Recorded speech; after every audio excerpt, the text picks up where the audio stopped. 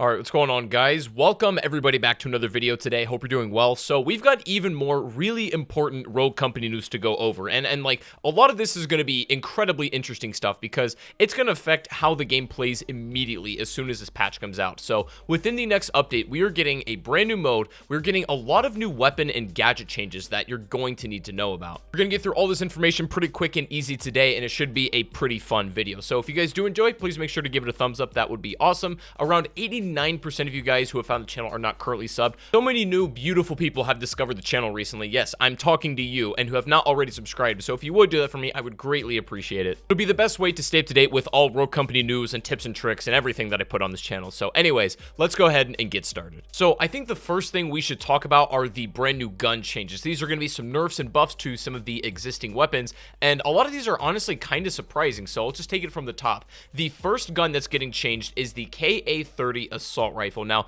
this is Ronin's main AR as well as Dima's, and the only change coming to this weapon is going to be reduced reticle bloom, meaning the gun is going to spread less over time, and you're going to be able to fire it for a little bit longer periods of time with better accuracy. Overall, I thought this gun was pretty good to begin with, and I don't know if it really needed any changes, but this one's a welcome one for sure, as I play Ronin and I play Dima quite often, and they're some of my favorite characters and probably one of my favorite guns to use, so I'm pretty happy about this. So in my last video, we talked about Vi's Nightshade a little bit, and I would like to reiterate just in case anybody missed it. The Nightshade is going to be getting increased damage for body shots from 16 to 17 per bullet. It's going to be getting slightly reduced accuracy loss per shot as well, and you're also going to be able to spray for longer periods of time with the Nightshade without losing accuracy. Overall, pretty significant buff to this particular weapon, and especially to Vi, as she's really the only person in the game that uses it right now, so it is a really nice adjustment. Next change is to the SLC SMG that Ronin and Scorch use. Now, this one's not really getting a nerf or a buff, but it fixed an issue where the level 1 and 2 upgrades were receiving the wrong recoil. Next up, we've got a slight nerf to Talon's weapon, the D3DI. Now, this is a DMR, and this weapon has had its hipfire accuracy slightly reduced, as well as it's had adjusted damage fall-off range. Now, it says adjusted, but it doesn't say whether it's been extended or pulled back. I'm going to go ahead and say that it's been reduced a little bit. That would be my deduction. Personally, I didn't think this gun was particularly broken or anything, but it looks like it's getting a slight nerf to its overall effectiveness. Next up, we've got a change to the weapon, the Mamba, that Dima and Saint both use. Now, the Mamba is a 3-round burst, and this range has been increased from 27 to 29 meters, and it's also had slightly reduced horizontal recoil. I think this is good because that was like the main killer of this weapon, and the main detractor that made me not want to use it was its like really weird horizontal spread. It's quite strange. I'm glad this one's getting sorted out. All right, next we've got a change to the MXR that Dahlia and Trench both use. This one makes me kind of sad because I like both of these guns so much, but this one's getting a pretty heavy nerf. So the hipfire on this weapon has been slightly reduced.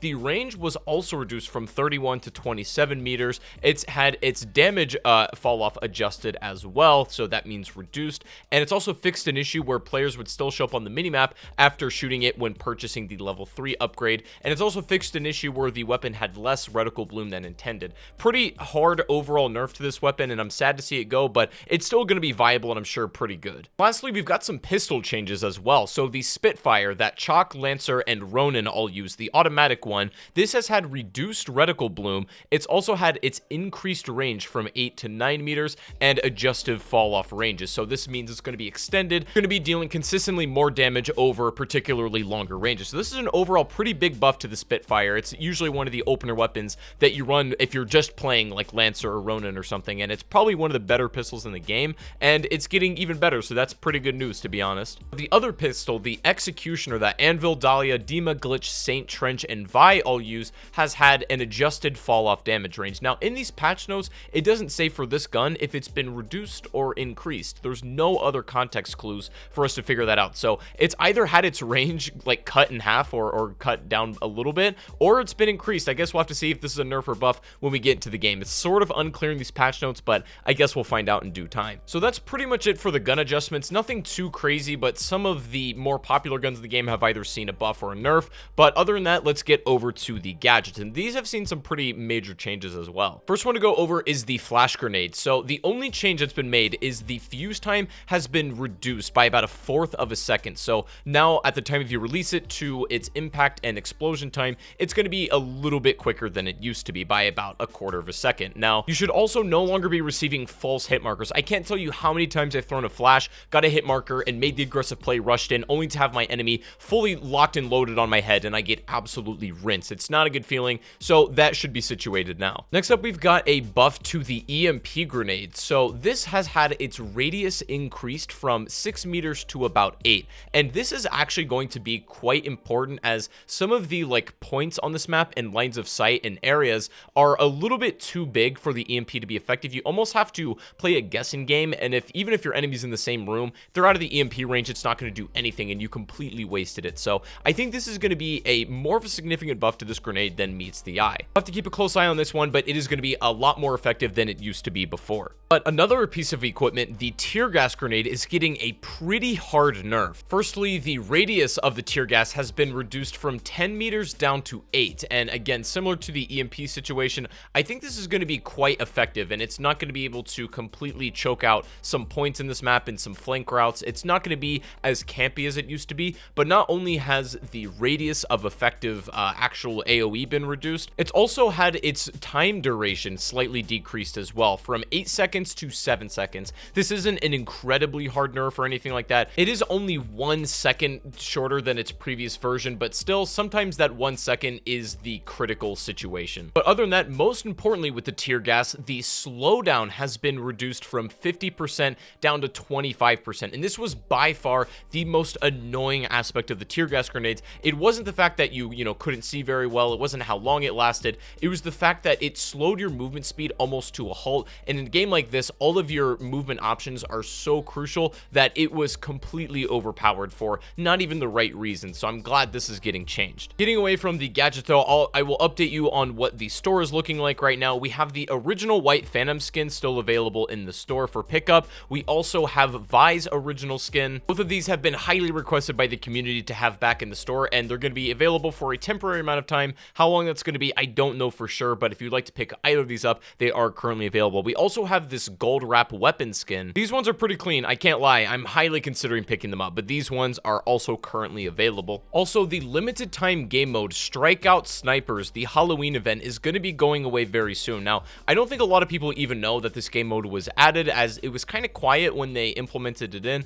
They didn't really talk about it on social media too much, so there's a Strikeout Snipers playlist that if you want to go check it out, it's only going to be around for a little bit longer, I'd imagine until the end of the Halloween season, and then it's probably gone for good. Same thing goes with the map, the arena. This is the Dr. Disrespect map. A lot of people think this is going to be a permanent one, but from what Rogue Company has mentioned on here, the arena is going to be a temporary playlist and will likely be removing this map within the next couple days or weeks. So if you do happen to be a fan of either of these game modes, personally, I really like the Dr. Disrespect map. I just think it's actually a really well-designed board, but I'm going to be playing a lot of this before they take it away because it's generally one of my favorites ever. Now, a lot of you guys have been asking about ranked mode, and we finally have some real news to go over for this, and thankfully we know when it's getting added to the game from the Rogue Company developers as well. From what we understand, ranked should be added to the game on Wednesday, and then that is when the beta officially kicks off. Now, one detail that we didn't mention before that is quite important, you need to be at least level 30 to queue into a ranked playlist, and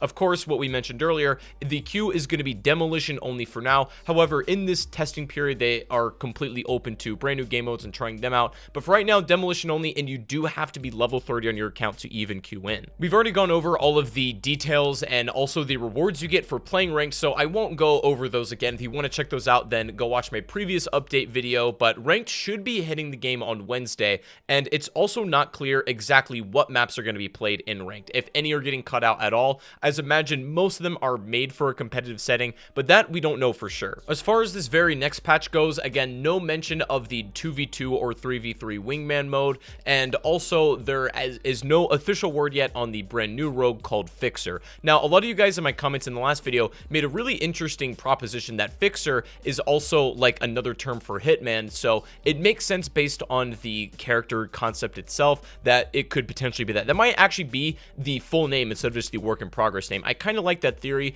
and we'll see if that happens. But overall, I'm cool with waiting for a bit because we still have a plethora of content to play in Rogue Company, and I am absolutely having a blast on this game literally every day. I've been playing it so much, and if you guys haven't picked it up, this isn't even an ad or anything, but literally go check out the game because it's this much fun. but I wanted to update you guys on everything that's going to be changing. I know some of these updates can be pretty hard to find, so I want to put them all in one easy to consume video. Let me know what you think about the changes, guys. Do you agree with the weapon and gadget changes? Is there anything you're concerned about with these? And are you ready for ranked mode? Let me know down below in the comment section what you're thinking. But anyways, guys, that's going to be pretty much it for the video. If you did enjoy, make sure to give it a thumbs up. Subscribe if you're brand new to the channel. And also, you can go follow me over on Twitch, where I stream almost every day. Link to that is in the description as well. But other than that, I hope you guys have a fantastic rest of your day. And I'll see you all in the next one. Take it easy and peace out.